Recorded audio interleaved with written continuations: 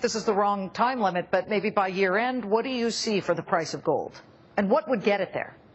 Yeah, it's hard to tell. I think the bottom is going to drop out of the dollar. I think we have a real economic crisis coming in America that's going to be much worse than the 2008 financial crisis. We never really solved the problems because the Federal Reserve made them worse. It bought us some time, but we're going to pay dearly. I think the next crisis is a dollar crisis. It's a U.S. Treasury sovereign debt crisis, and that is the best possible environment for gold. And I think gold is going to be going up very rapidly when it turns around. Okay. You can see several days where gold goes up by more than $100 a day. I think people are going to be very surprised by how quickly gold rallies. Ultimately, I think it goes to several $1,000s an ounce, 5,000 or higher. Okay. I doubt it will do it before the end of this year, although anything is possible if we get a currency crisis. And but I think it's coming in the next several years. A lot of public speaking, but I mostly talk about the economy, I talk about the financial markets, but the funny thing is when I give these lectures, I get a lot of laughs.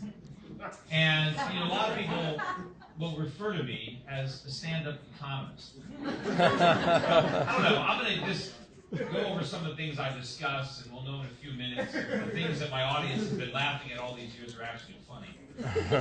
So one of the things I talk about a lot is the national debt. You guys are making this easy. So, the national debt is like $17 trillion. Right? And that's not the funny part. But anyway, and that's just the tip of the iceberg, right? We have the unfunded liabilities, the off-budget items are enormous. But let's just deal with the $17 trillion. Because I talk about the fact that there is no way that we're going to pay this money back. We just borrowed too much money, and the only question is how we're going to default. And the major economists, the mainstream economists, always say, look, Peter Schiff, you don't know what you're talking about. We don't have to pay the money back. And I'm thinking to myself, we don't have to pay the money back. I mean, we borrowed it. Have we discussed this with the lenders? Do the people who are loaning us all this money realize that we're not going to pay it back? I mean, for example, we have a lot of short-term debt. The maturity is very short. So in the next 12 months, about $5 trillion comes due. Right? We got to pay back $5 trillion.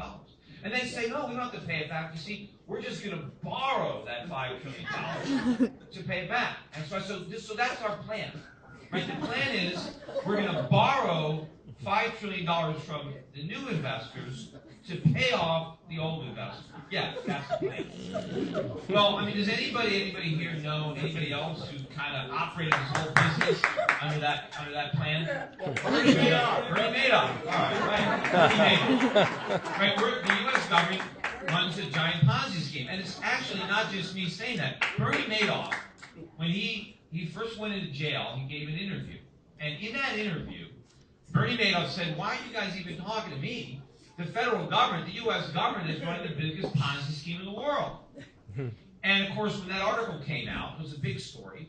Immediately, the mainstream media, the economists were saying, well, come on, that's Bernie Madoff. He doesn't have any credibility. Who cares what he says? Well, he's got credibility about one thing, right? Ponzi scheme. He knows the Ponzi scheme when he sees one. That's why, at the time, that's why I said we shouldn't have put Bernie Madoff in jail. We should have made him the Secretary of the Treasury.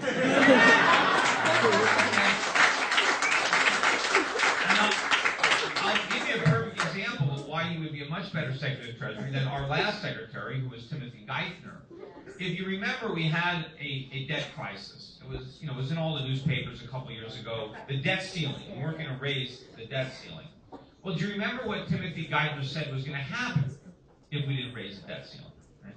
He said we were going to default on our debt. If we couldn't borrow more money, we were not going to pay back any of the money we've already borrowed. Right?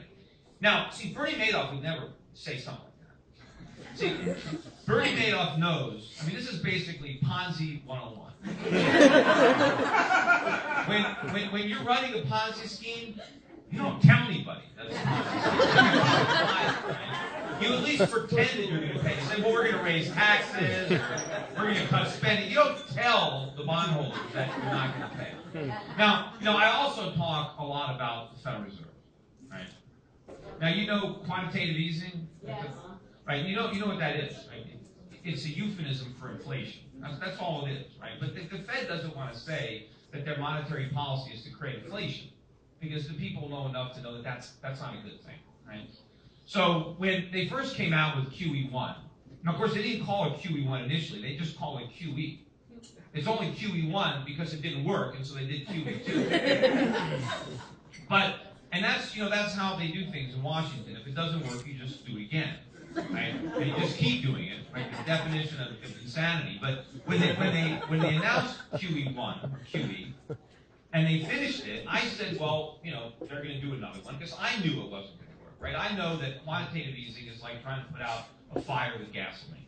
Right? It doesn't matter how much gas you put on, the fire is just going to get bigger, and so you're going to keep throwing more on it. So I said we'd have another one. Then sure enough, we had QE2. And then I was saying, well, we're going to have more QEs than Rocky movies. and so we did. Then we had QE3. But before we had QE3, right, we had Operation Twist, which I was calling Operation Screw. But then we had QE3, which became known as QE Infinity. But then, Paul Krugman came out and said that it's still not big enough. But now, we've got all the QEs. Now they're talking about the exit strategy. They're talking about tapering. Now, I was saying years ago, when they did the first QE, I said that there was no exit, that they had checked into the Roach Motel of monetary policy, that there was no way out. And now there are some people, some mainstream economists, that are saying that, yeah, maybe it is going to be a difficult trick to shrink the Fed's balance sheet. A trick like, pulling a table out from under the dishes. That old trick, if you yank the tablecloth, and if you do it just right, you don't break the dishes, right? So that's a tough trick. That is not the trick that Ben Bernanke has to perform. I'll give you an idea of what he has to do. The trick Ben Bernanke has to perform, he has to take the table and yank it out from under the cloth. And he has to leave the cloth and the dishes suspended in midair. That's what he has to do.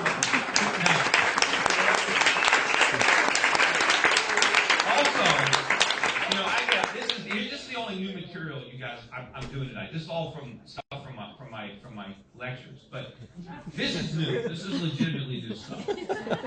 So I get fan mail. Not that many stockbrokers get fan mail, but I get a lot of fan mail. And one in particular, I'll share with you because I laugh a lot about it myself. Right. So the letter comes to me from a executive producer at Vivid Entertainment. Now, some of you guys out there who are like, what the hell is Vivid Entertainment? What is that? They make adult film. Pornography is what they make, right? So I get a letter from this pornographer. And he says, I'm a big fan of yours. Anyway, I know you have an office in Los Angeles, which I do. I have two. He says, so you're out in LA. We'd like to have you come down to the set. We'd like to introduce you to the stars, show you how the movies are made. You can bring some of your brokers down. I'm sure they like it. I don't know if my wife would think about it, but this is where it gets funny. That wasn't the funny part, because I kept reading down the letter. But he says, the real reason we want you to come down is we want to shoot a movie starring you. And he says that he thinks it will be a good move for my career.